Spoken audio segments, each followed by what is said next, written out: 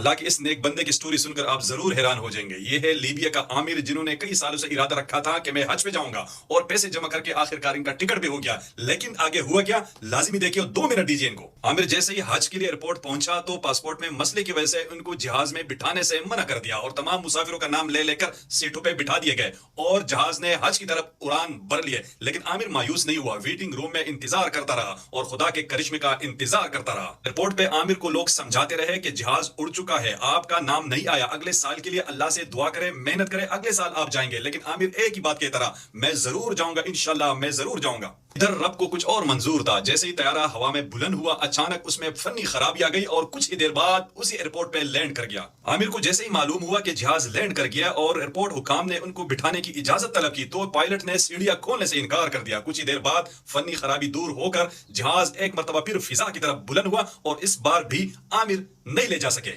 لیکن یہ مرد مومن نہ مایوس ہوا نہ گھر واپس چلا. حکام نے دوبارہ ان کو سمجھانے کی کوشش کی کہ اب ساری امیدیں ختم ہو گئی, اب آپ گھر چلے جائے. لیکن اس بار ان کا جواب لبریز تھا. کہا کہ ان الطیارۃ لن تذهب بدونی وانها ستعود, یہ جہاز میرے بغیر نہیں جائے گا, یہ پھر لوٹے گا. اور حیرت انگیز طور پر وہی ہوا. آدھا گھنٹہ جہاز اڑانے کے بعد ایک اور فنی خرابی کی وجہ سے اس ایئرپورٹ پر دوبارہ لینڈ کر گیا اور اس بار پائلٹ نے اسپیشل اعلان کر دیا کہ جب تک عامر سوار نہیں ہوگا میں جہاز نہیں اڑاؤں گا. ناظرین یہ صرف کہانی نہیں ہے, یہ کل کا واقعہ ہے جو پوری دنیا میں رپورٹ ہوا اور سعودی شاہی خاندان نے ان کو اسپیشل استقبال کیا اور جب وہ حجاز مقدس پہنچا تو انہوں نے کہا الحمدللہ میں